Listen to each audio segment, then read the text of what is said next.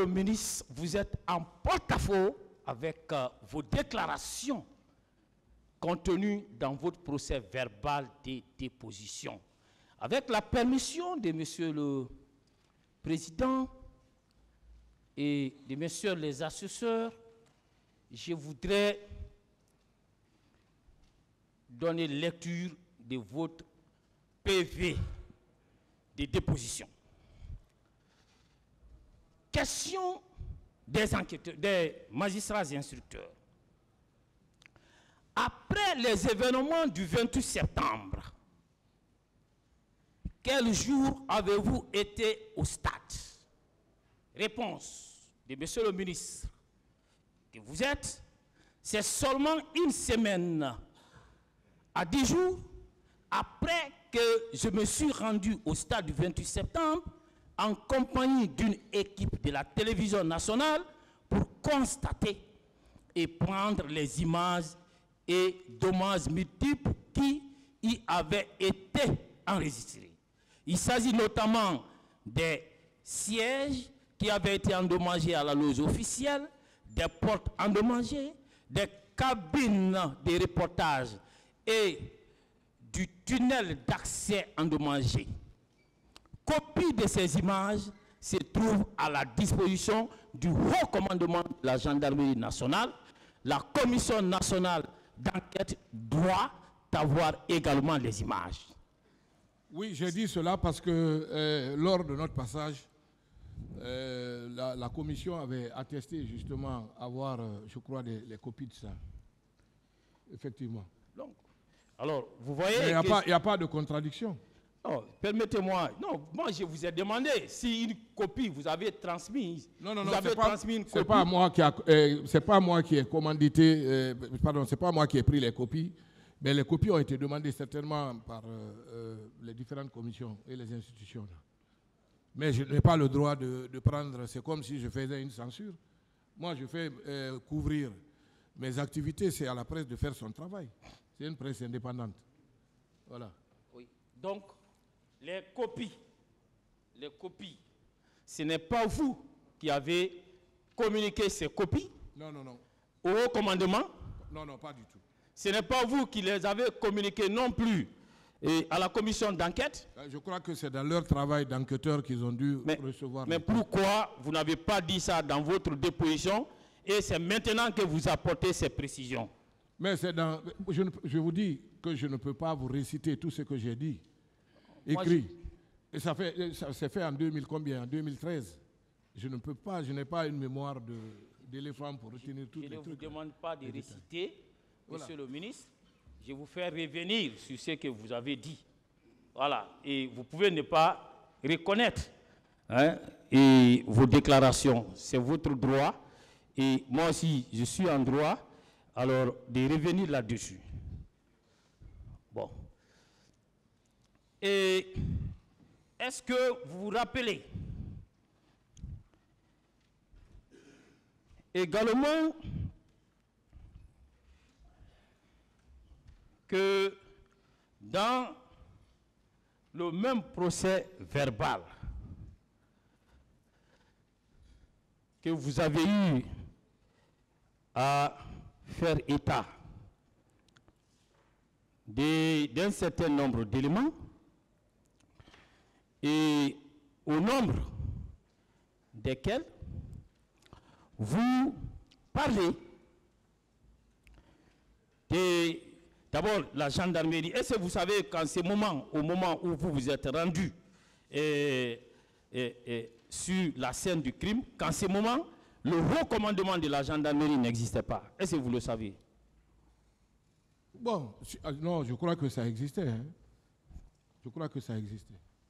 Est-ce que vous ne trouvez pas que vous êtes en porte-à-faux avec le haut commandant de la gendarmerie qui est passé ici, qui a dit qu'en ce moment... Bon, si ça n'existait pas, en tout cas, la gendarmerie existait. Voilà, donc ça on peut est d'accord. Un lapsus. Ouais.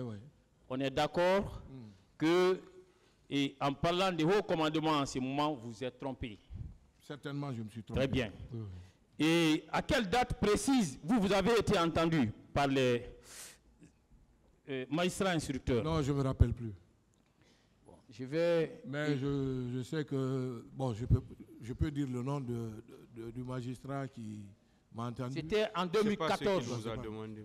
2014. Voilà, mais je ne me rappelle pas de la 16 date. septembre 2014. Je ne me rappelle pas de la date. Ok. Je vous rappelle que c'était le 16 septembre 2014.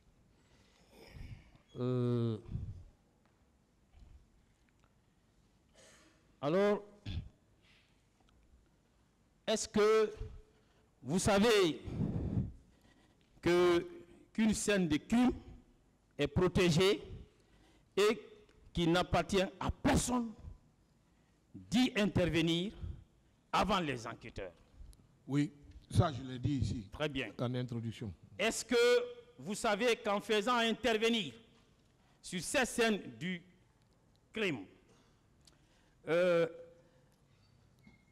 Monsieur KPC et d'autres personnes qui étaient en votre compagnie, et puis votre directeur a dit que lui, il a reçu des instructions par rapport à la réhabilitation du stade, est-ce qu'en agissant ainsi, alors vous ne savez pas que vous avez modifié l'état des lieux?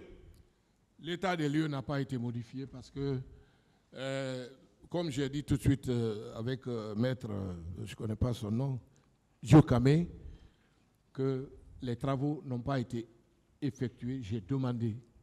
Les travaux ont été effectués plus tard parce que le match n'a pas eu lieu. Attention. Est-ce que vous saviez que les commissions d'enquête qui sont intervenues au moment où il n'y avait plus aucune trace de ces événements malheureux, ce que vous êtes allés constater là-bas, et qui permettent de relever qu'il y a eu des crimes au stade du 28 septembre. Est-ce que vous savez qu'aucune commission d'enquête n'a pu relever cela?